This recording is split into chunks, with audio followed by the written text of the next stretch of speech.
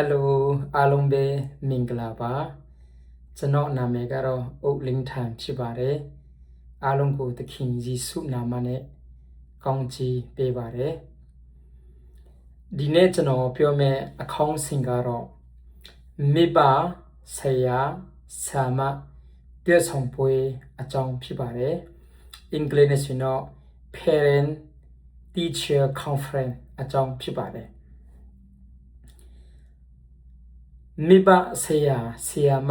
တွေ့ဆုံပွဲဆိုတာဘာလဲကျွန်တော်ကြည့်ရအောင်မိဘဆရာဆရာမတွေ့ဆုံပွဲဆိုတာကျောင်းသားကျောင်းသူဤမိဘတော့မဟုတ်အုတ်ထင်းသူနဲ့ဆရာတို့တွေ့ဆုံရွေးအချင်းသူအတွင်းဆွေးနွေးတော့ပွဲဖြစ်ပါတယ်မိဘဆရာဆရာမတွေ့ဆုံပွဲဆိုတာ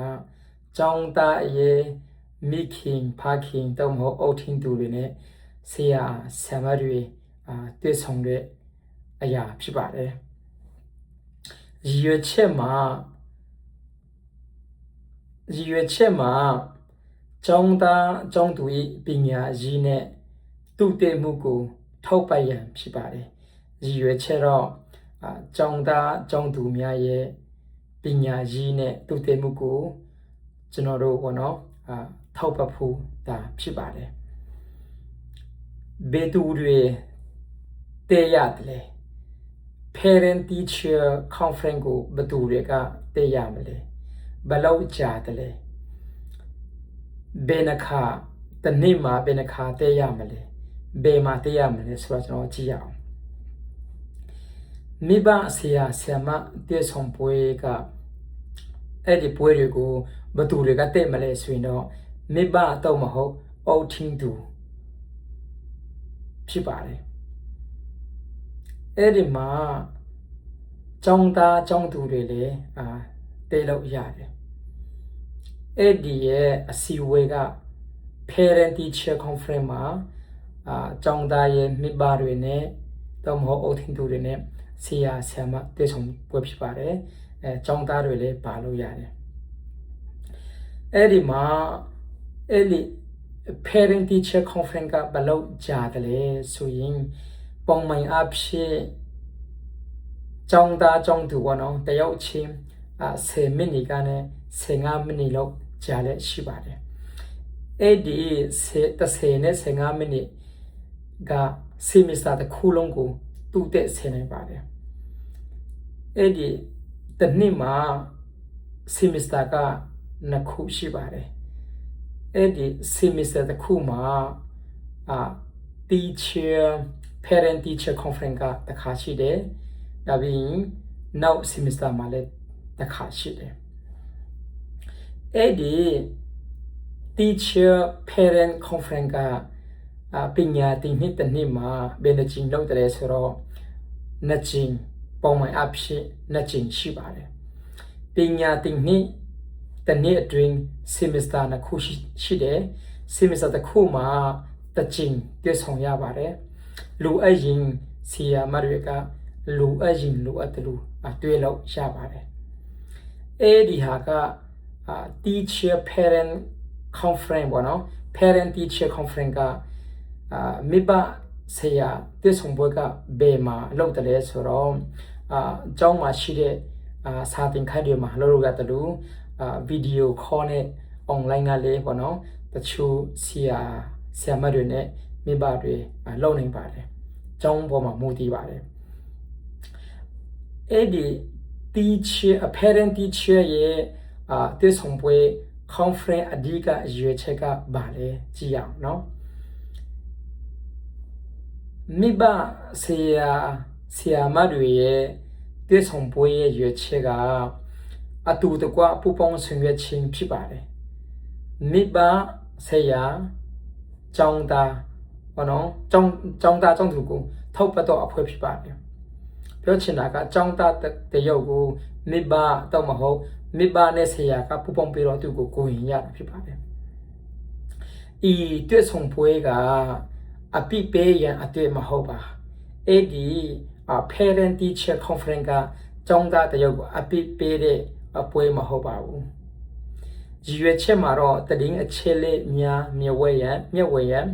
အစင်းစင်းချက်ရန်အိမ်နဲ့ကျောင်းအကြားရှင်းလင်းသောစစ်တွေမှုရှိစေရန်ဖြစ်ပြီး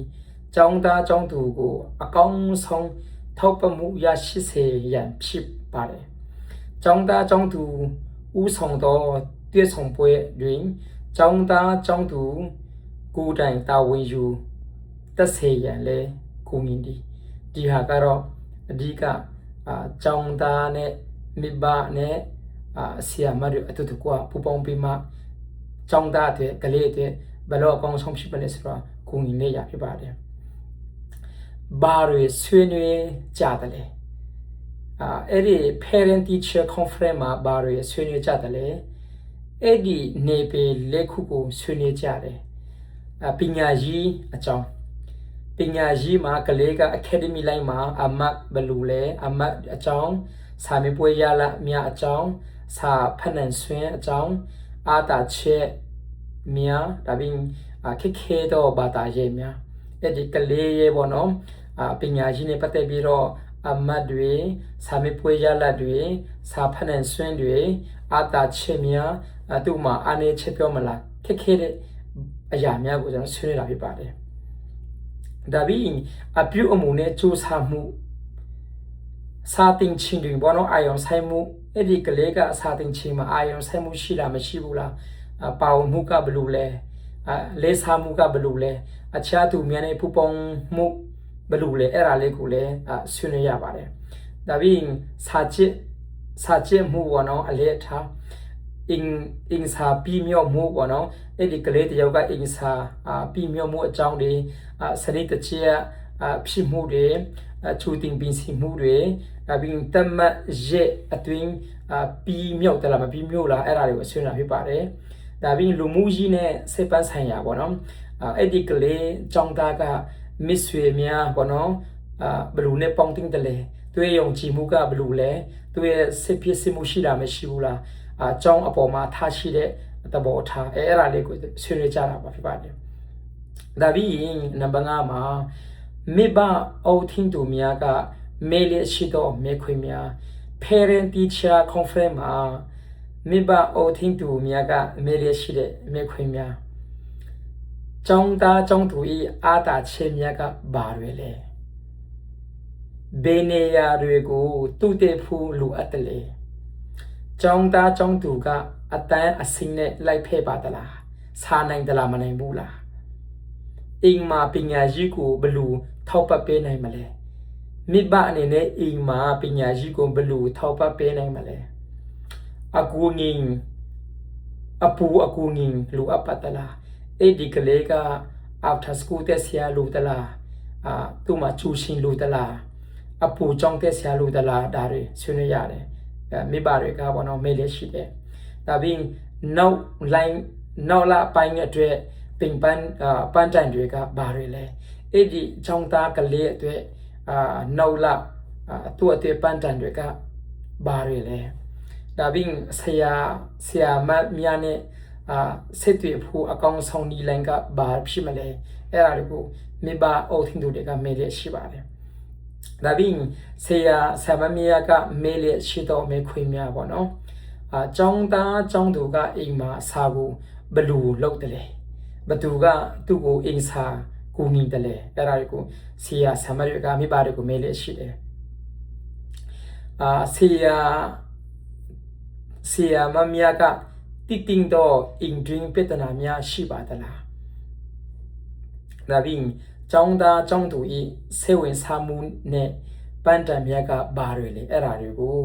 ဆရာဆရာမတွေကမေးလျက်ရှိတယ်အများအဖြစ်ပေါ့နော်နံပါတ်ခွေမှာကြည့်မယ်ဆိုရင် parent teacher တွေ့ဆုံပွဲအမျိုးအစားဘယ်လိုမျိုးရှိလဲပေါ့နော်နံပါတ်3မှာဆိုရင်တော့ teacher lead ပေါ့ဆရာတော့မဟုတ်ဆရာမဦးဆောင်မှုပေါ့နော်ဆရာဆရာမကကျောင်းသားကျောင်းသူအကြောင်းကိုအရင်ရှင်းပြတယ်အဲ့ teacher lead မှာကြတော့ဒါပြီး parent lead ပေါ့နော်မိဘဦးဆောင်မှုပေါ့နော်မိဘကကျောင်းသားကျောင်းသူအကြောင်းမြေခွင့်များကိုအရင်မဲတယ်ဒါပြီး student lead ပေါ့နော်အဲ့ဒီကျောင်းသားကျောင်းသူဦးဆောင်မှုကတော့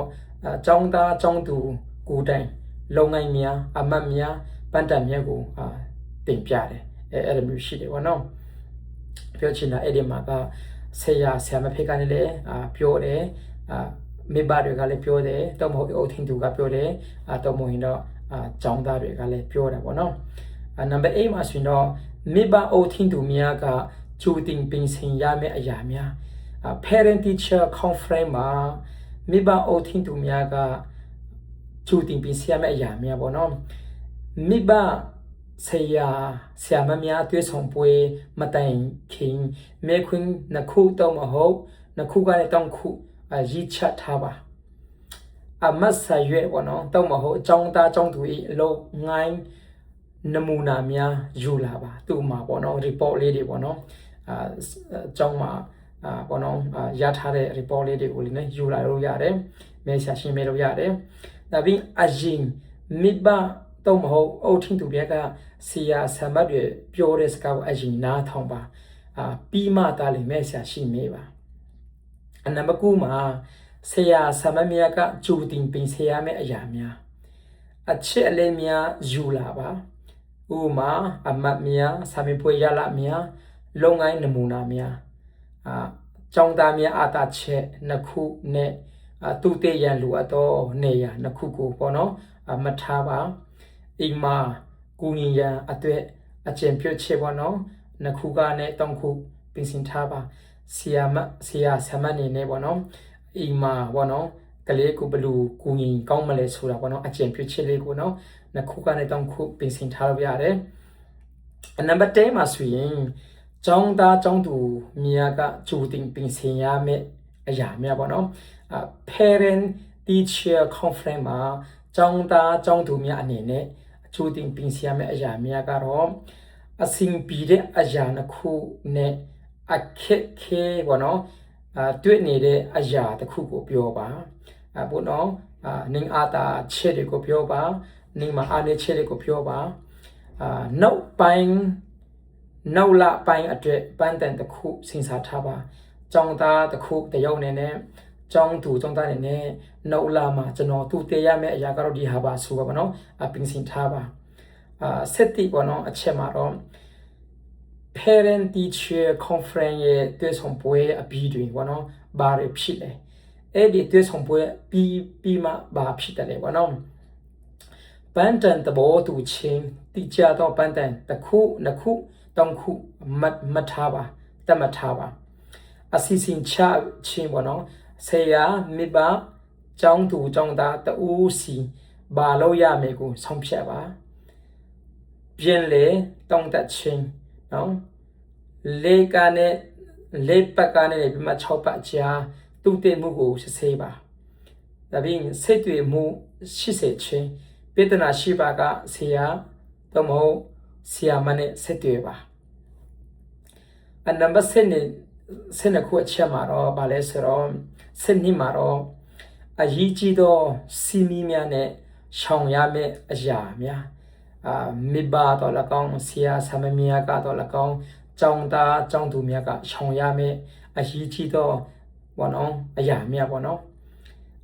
အားလုံးလိုက်နာရမယ့်စီကိုင်းများပေါ့နော်စိတ်သက်ကောင်းထားပါအစင်ပီနေတာတွေကိုကနေစပြောပါအဲ့ဒီ parent teacher conference မှာ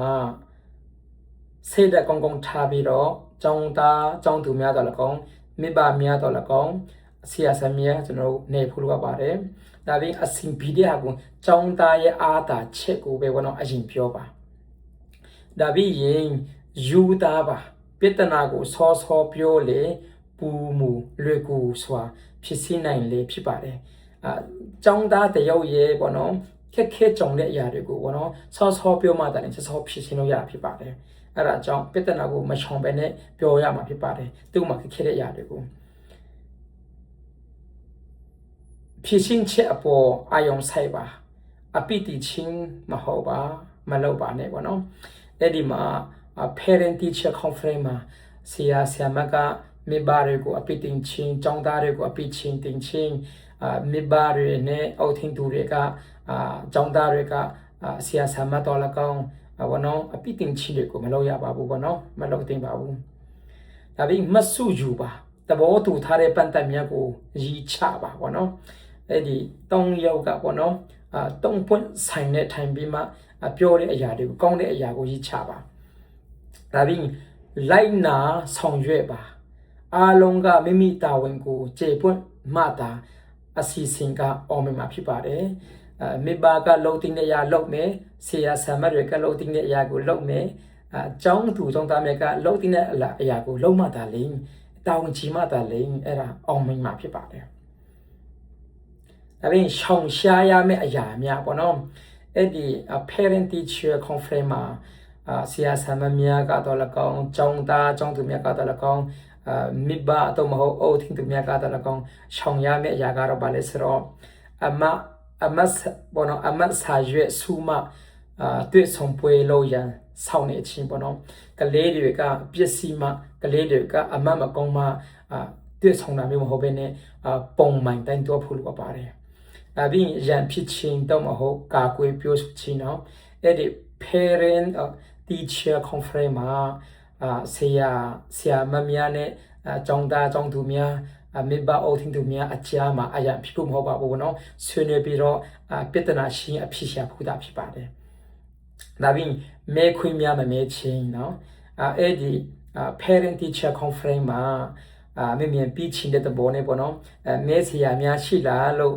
ဘောနော်ပြောတဲ့ခါမှာဆရာဆရာမတွေကမဲတဲ့ခါမှာအဖေမေတွေတော့မဟုတ်ရင်တော့အိုထင်းသူများက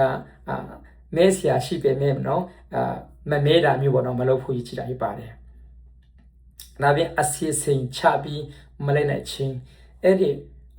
parent teacher conference တွေမှာကျောင်းသားကျောင်းသူများနဲ့ဆရာဆရာမများနဲ့မိဘများတော့မဟုတ်အိုထင်းသူများကနော်ကျွန်တော်ဆွေးနွေးတဲ့အရာတွေနော်ကောင်းမယ်လို့ထင်တဲ့ဟာတွေအဲ့ဒီအစီအစဉ်ချပြီးသဘောတူထားတဲ့အရာတွေကိုကျွန်တော်တို့လိုက်နိုင်ဖို့လိုအပ်ပါတယ်အဲ့ဒါတွေကို parent နဲ့ teacher conference လောက်တော့လည်းပဲเนาะပြဿနာရှိတဲ့ကိုအဖြစ်ရှာတယ်ဘယ်လိုဖြစ်စီမေလောက်ရှာတယ်အဲ့ဒီအစီအစဉ်ကိုကျွန်တော်လိုက်ဖို့လိုပါတယ်အဲ့ဒီလိုက်မှသာလေကျွန်တော်တို့အောင်မြင်မှာဖြစ်ပါတယ်ဒါကြောင့်ဒါတွေကိုအရင်ရှောင်ရမှာဖြစ်ပါတယ်ပလန်ကတော့တေချာဆွဲပြီးမှအစင်စင်ကတော့တေချာဆွဲပြီးမှမလိုက်ဒါမျိုးမလုပ်သင့်ပါဘူးဒါကြောင့်ဒီနေ့သူတဖြည်းအမေရိကန်မှာရှိတဲ့နော်ကုကလေးကြောင်းတဲ့နေတဲ့ပေါ့နော်မိဘတွေအုပ်ထင်းသူတွေတော်လကောင်းတကဘာလုံးမှာရှိတဲ့ကုကလေးကြောင်းတဲ့နေတဲ့မိဘတွေအုပ်ထင်းသူတွေအားလုံးပေါ့နော်အခုနာလေးပြောတဲ့စကားကို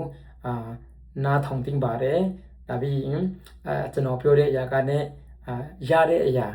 ရှိမေလို့ကျွန်တော်ယုံကြည်တာဖြစ်ပါတယ်ဒါကြောင့်parent teacher conference က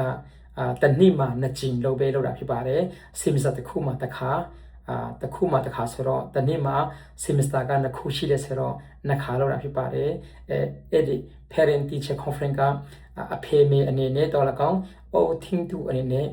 တွားကိုတွားရမယ်ဘောနော်ပွေးဖြစ်ပါတယ်ကိုမအားရင်လည်းပဲအဲ့ဒါတော့ fix မဟုတ်ပါဘူးဆရာဆရာမတွေအားတဲ့အချိန်မှာနော် flexible တွေ့လို့ရပါတယ်အားလုံး one ပြီးတော့တွေ့တာမဟုတ်ပါဘူးsingle ချင်းပေါ့နော်ကျွန်တော်တို့ကျောင်းသားမိဘတွေနော်အားလုံး one ပြီးတော့တွေ့တာမဟုတ်ပါဘူးနော်တူချင်းတွေ့တာဖြစ်ပါတယ်ပြောချင်တာကကုကလေးနဲ့ကုပြီးတော့ဆရာမအဲ့ဒီ3ပွင့်ဆိုင်နဲ့တွေ့တာဖြစ်ပါတယ်အဲ့ဒါကြောင့်